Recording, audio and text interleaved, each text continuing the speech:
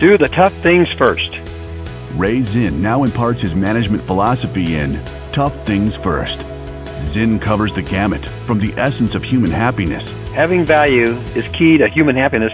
to the downside of venture capital for entrepreneurs, Venture capital can be the antithesis of entrepreneurial spirit. the essence of entrepreneurial discipline. An entrepreneur without determination is truly an oxymoron. Ray Zinn, Silicon Valley's longest-serving CEO.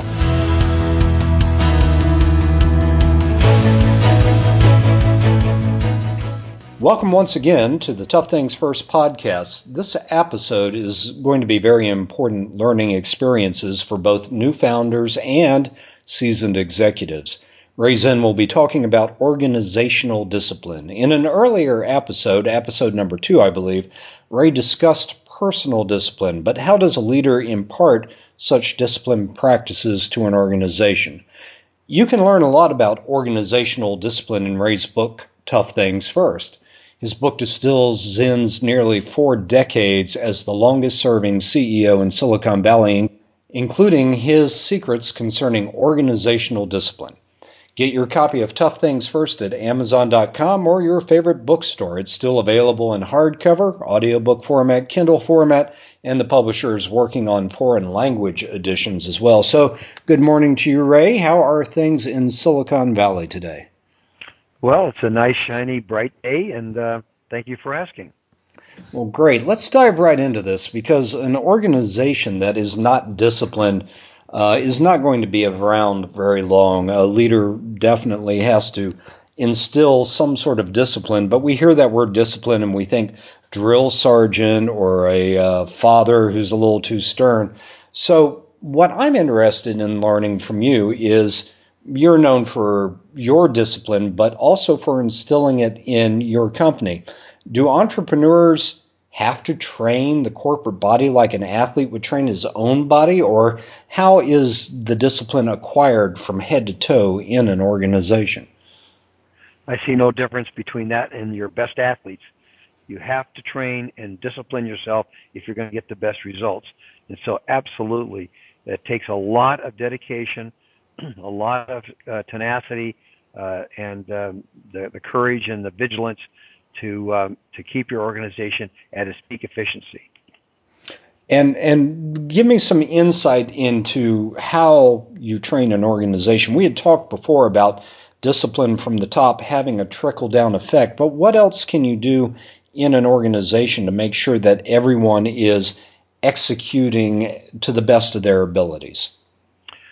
Well, we held quarterly communication meetings, and they were videotaped, and those results of that communication meeting were distributed to every department. Every single employee of the company got to hear a status report of the company, its financial situation. We also had special guests from the organization would join me, and I would pop questions to them, and they could respond back. And it was a good way for the entire company to get to hear from these various executives and other guests about what their particular role is and how they're taking their duties and responsibilities and encouraging them to motivate the rest of the company. And so this was another effective way. Plus, we held weekly communication meetings with the staff. In other words, anyone who was involved in quality or sales or marketing, design, every department had a representative there, and they were able to get a weekly status report of the company where we communicated together. Usually about 30 people were in the room, and we had reports given by the various organizations. We heard from the quality organization once a week. We heard from marketing and sales and also from design as well as finance. And so everyone had and HR even. And so each of those groups had a chance to report on how their groups were doing, and people could ask questions, and they were able then to distill that information back to their respective departments. At the very end of the weekly communication meeting, we had a talk given, either by myself or one of my staff or anyone who felt inclined could offer to give a talk at the end, usually a 15 to 20-minute talk at the end of the meeting. So there seemed to be structured but purposeful repetition of communications, and not only top down but bilaterally as well. So where else does repetition within inside of an organization really come from? Does it come from policies, procedures, the principles that are in the corporate culture? Where do these other forms of repetition originate? Well, it's consistency more than repetition. So you want to be consistent, and so once you've established that regiment, as you would, of weekly and quarterly communication, and you do that consistently, that then becomes something that's expected. And so, it becomes an expectation. And as a result, that consistency does breed and foster more relevancy with regard to following company policies and procedures. So, Ray, I'm going to out you a little bit here. I know that you were a great athlete when you were young. You were a gymnast, you were a track star. But there's this story which I've read where you decided that you wanted to run the high hurdles despite being, as you put it, vertically challenged. But it does say a lot about the nature of discipline, how an individual gains it, and perhaps how he can transmit that to his organization. So give us that story in the short form and tell us how that kind of helps an entrepreneur visualize and then execute his own discipline. Well, this was when I was in high school. I happened to be out practicing, and I decided to just, for a lark, jump the high hurdles. Of course, you don't jump hurdles, you run hurdles. But I had to jump them because I hadn't trained in how to run the hurdles. And I happened to accidentally break one. They were made of wood in those days, and the coach got very upset with me and asked me what I was doing, that I was too short to run the hurdles because you have to be a taller individual to make sure that you can clear them and still keep your momentum going. So he embarrassed me in front of all my cohorts there on the track team, and so I went home that night and was telling my dad that I had a bad day on the track field, as you would, and he asked me what my problem was, and I said, well, the coach made fun of me because I was short and trying to run the high hurdles. And so he says, well, do you want to do it? And you want to run them?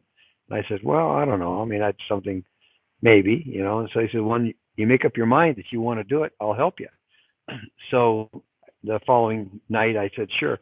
I decided I want to learn how to do that. And so we built 3 hurdles and put them behind my home in an alleyway behind the house.